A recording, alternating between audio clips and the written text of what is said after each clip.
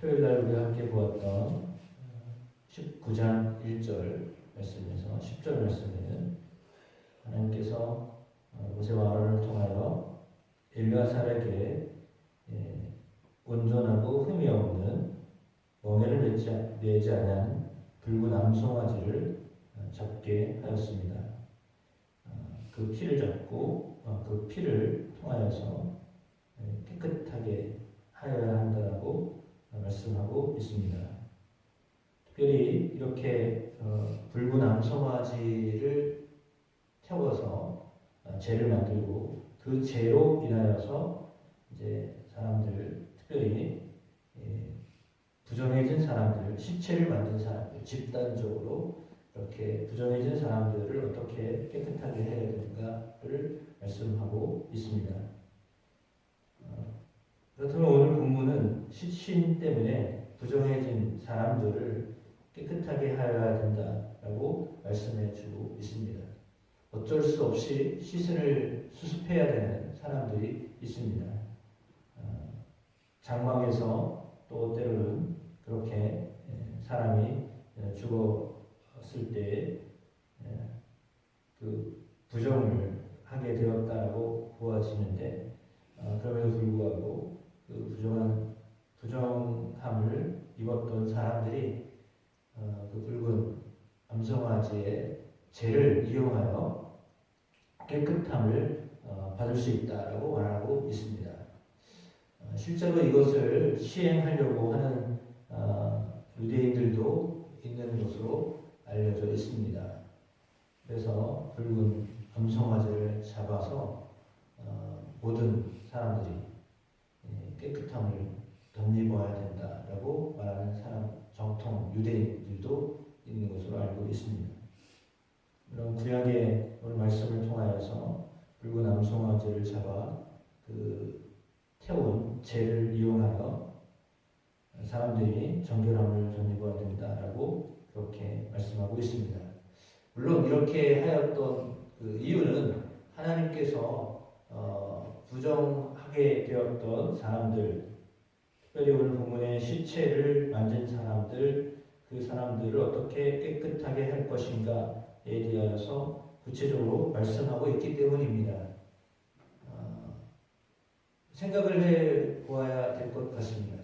하나님이 이렇게 사람을 깨끗하게 하실 수 있다, 깨끗하게 되어진다라고 제정하신 방법입니다. 그러니까 이 방법 외에는 달리 부정했던 사람이 정결해질 수 있는 방법은 없다라고 하는 그 방법을 하나님이 제시하신 것입니다. 그래서 그 제시하신 방법대로 따라야 깨끗함을 덧입는다라고 말씀하신 거죠.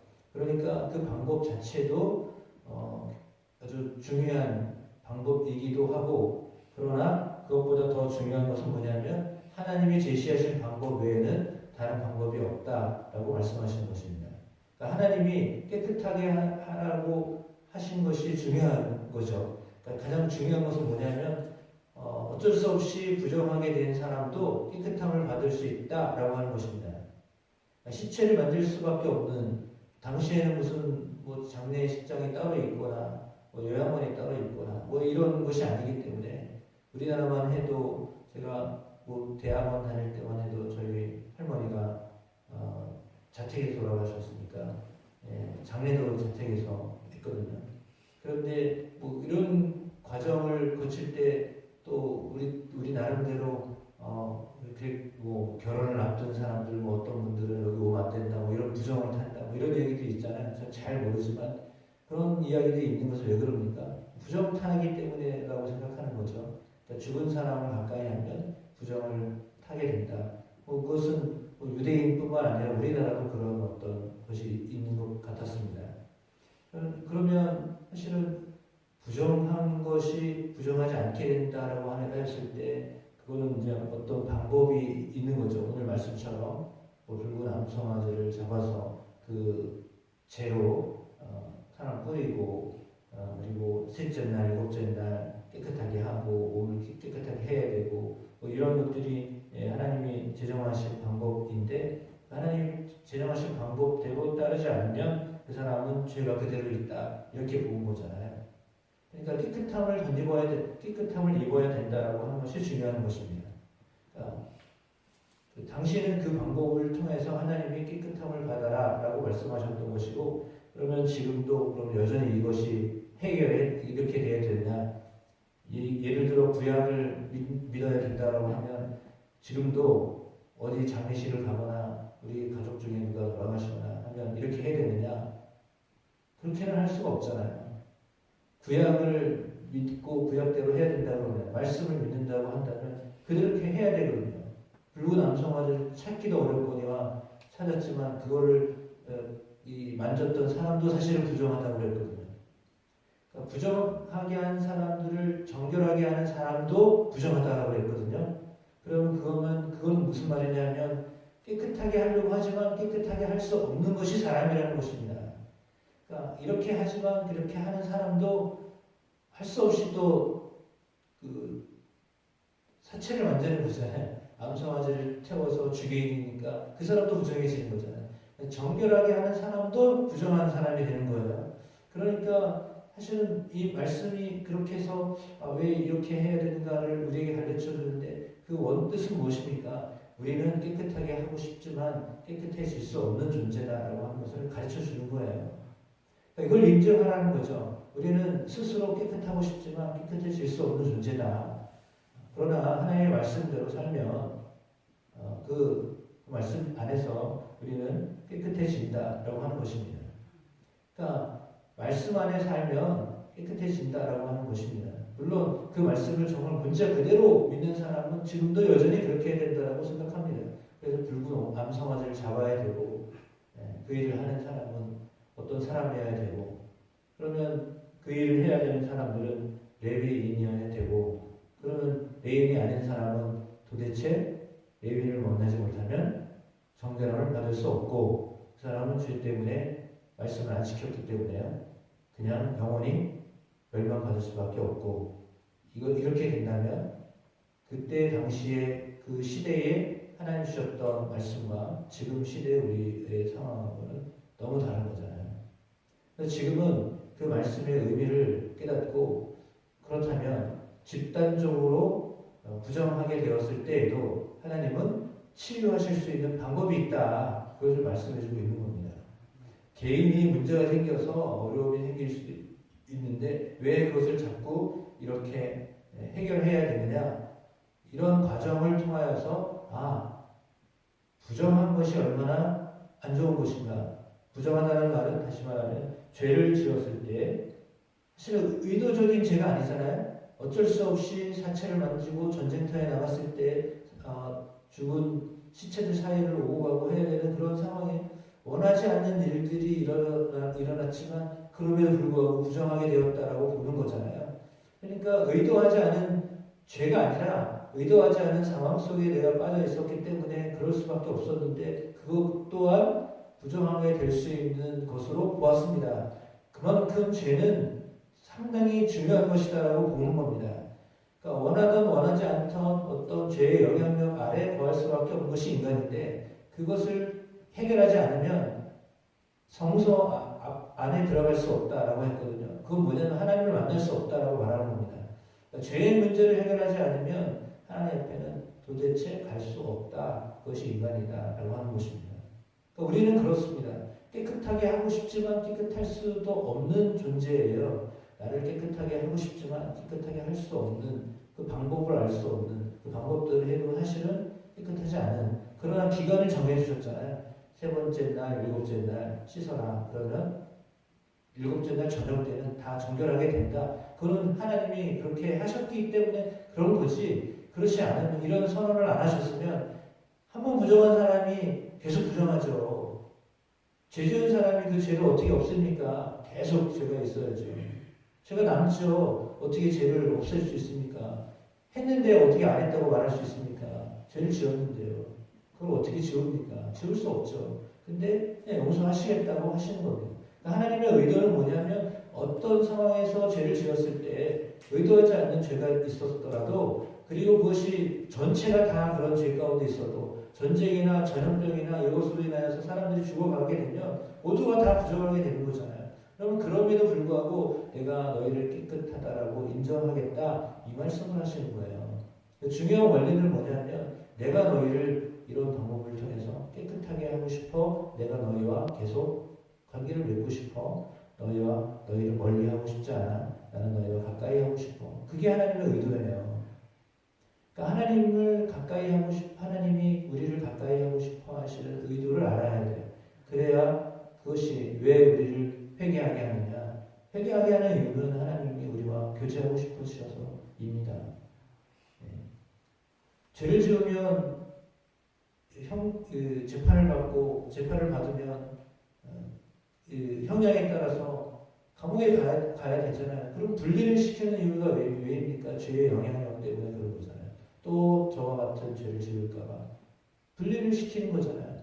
분리를 시키는 이유가 그거잖아요. 죄의 영향력이 크니까 더 이상 그렇게 살지 않도록 하기 위하여 그냥 본보기로 보이는 거잖아요. 이렇게 하면 본인도 그렇고 주변에서 이렇게 하면 안 되는 거구나. 그걸 알게 하기 위해서 그렇게 형을 때리고 그것 때문에 감옥에서 형량을 해야 되고 그러나 성실하게 하면 또 때로는 그거 다 이렇게 용서해주고 이런 과정들을 거쳐가는데 그걸 아주 의도적으로 그렇게 하는 사람도 있지만 그럼에도 불구하고 하나님의 의도는 뭐냐면 감옥에 가게 하는 것이 하나님의 의도가 아니라 감옥 안에 있어도 회복되어지면 다시 정상적으로 함께 다른 사람들과 살아가도록 하게 하는 것 그것이 하나님의 의도예요.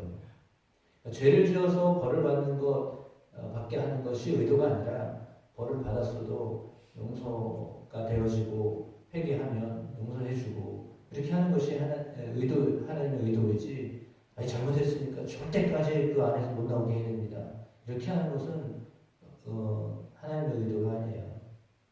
무기징역 이랬어도 기회가 되면 성실하면 이 사람 정말 돌이켰구나 라고 하면 돌아오게 하는 것 그것이 그런 거예요.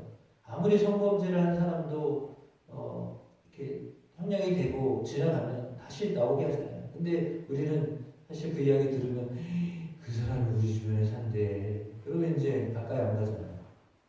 죄를 지은 사람은요 가까이 가고 싶어 하지 않는 게 그게 마음이에요. 왜? 그 사람들이 또 상처를 받을까봐 그런 거잖아요. 그게 두려워서 그런 거잖아요.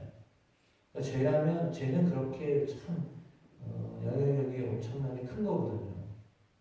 그럼에도 불구하고 용서하시겠다고 하는 용서하려고 하는 의도가 하나님께 있으시다라고 하는 것만 알아도 우리는 정말 감사한 겁니다. 그게 은혜이기 때문입니다. 이미 우리는 예수 그리스도의 십자가로 정결함을 받은 사람들입니다. 예수 믿는 사람은 예수 그리스도의 십자가가 이미 그것을 깨끗하게 하였기 때문에 예수의 보혈로 정결함을 받았습니다. 그것을 매일 믿는 것입니다. 날마다 십자가를 바라보고 날마다 하나님 앞에 기도하고 하나님의 말씀이 내가 너희를 깨끗하게 하였다라고 하는 하나님의 말씀으로 청년이 범죄하면 청년이 어떻게 정결해지냐 하나님의 말씀으로 정결함을 얻는다. 시편의 말씀처럼 그런 것입니다. 그러니까 말씀이 되신 예수 그리스도로 우리를 정결하게 하는 것입니다. 예수를 가까이 하면 깨끗하게 되어지는 것입니다. 그러니까 예수를 믿으면 깨끗하게 된다라고 하는 것은 예수를 묵상하면 예수님을 생각하면 예수님을 바라보면 그 예수님이 우리를 계속해서 깨끗하게 거룩하게 살도록 이끄신다라고 하는 겁니다. 그냥 믿으면 된다라고 하는 의도는 뭐냐면 그냥 단순히 믿어 이게 아니라 그 예수께서 우리 안에서 역사하시는 것을 믿는 거죠. 우리의 죄를 위하여 인류의 죄를 위하여 십자가 지셨던 예수 그리스도의 십자가의 능력을 믿는 거죠. 그 능력이 지금 나를 변화시키신다. 내 안에 나의 거룩하지 않은 부분들, 깨끗하지 않고 부정한 내 모습들을 하나님이 예수를 통하여 깨끗하게 하고 계시다. 계속해서 더 정결하게 하신다. 라고 하는 걸 믿는 거죠. 내가 점점 나아져서 하나님 기뻐하시는 모습으로 살게 된다. 그걸 믿는 거죠. 그러니까 믿음은 바로 그것을 이야기하는 것입니다. 나를 깨끗하게 하시는 주님이 계시기 때문에 내가 주님 하나님 앞에 나갈 수 있다. 그 사실만 알아도 감사한 것입니다. 허물과 죄악으로 넘어질 수밖에 없고 낙심할 수밖에 없는 인간입니다. 그것에 대한 처절한 고백을 할 수 있는 사람이 예수로 인하여서 일어서는 거죠. 그렇지 않은 사람, 자기 자신에 대하여 철저하게 나는 참 무능한 존재구나, 내가 할 수 없구나 라고 하는 것을 알지 못하는 사람, 그걸 깨닫지 못한 사람은 예수를 잘 못 믿어요. 아니 무슨 뭐 예수 믿는다고 뭐가 뭐 변하나? 그렇게 생각하거든요. 근데 예수의 능력을 알고 체험한 사람은 예수님이 얼마나 권능 있는 분인가, 예수님이 얼마나 사랑이 많으신 분인가 그걸 알죠. 근데 그 별개로 예수 그리스도가 하셨던 사역과 예수님의 능력과 예수님의 성품과 이것들을 묵상하지 않고 단순히 나 예수 믿어 이렇게만 하는 사람은 사실은 예수 그리스도의 은혜를 잘 모르는 사람이에요. 근데 사실 그 이야기를 들어야 될 사람들은 이 새벽에 오신 분이 아니라 사실은 이 새벽에 안 나오시는 분들이 이 말씀을 들어야 되는데 할 수 없어요. 그러니까 말씀은 듣는 사람이 계속해서 그 말씀 속에 깊이 들어가는 거고, 그렇지 않은 사람은 할 수 없어요. 계속 건물에서 노는 거예요. 수영을 배워도 발자국 있는 사람하고 물가에서 아이고 차가운데 어떻게 물에 들어가, 그냥 보는 것만 해도 좋아 이렇게 하는 사람이 있고요. 옷을 다 벗고 들어가는 사람이 있어요. 잠수하는 사람이 있고요. 빨리 가는 사람이 있고요. 물만 봐도 좋은 사람이 있고요. 다 다른 거예요. 신앙도 그럴 거예요. 근데 보면 다르잖아요. 할 수 없어요. 그거는 그 경험을 해야 되는데 그 경험을 못하니까 보는 것만 해도 무서운 사람이 있고요. 그 들어가서 노는 사람이 있고요. 그런 거예요. 그러나 정말 하나님의 말씀이 우리를 깨끗하게 하십니다. 그 말씀대로 살아가면 하나님 우리로 더 하나님을 가까이 하게 하십니다. 그 은혜를 경험하며 사는 것이 신앙생활입니다. 이렇게 살라고 말씀하시는 것입니다. 여러분을 통하여 이런 일들이 우리 성도들 안에 여러분 가족 가운데 일어나게 되기를 축복합니다.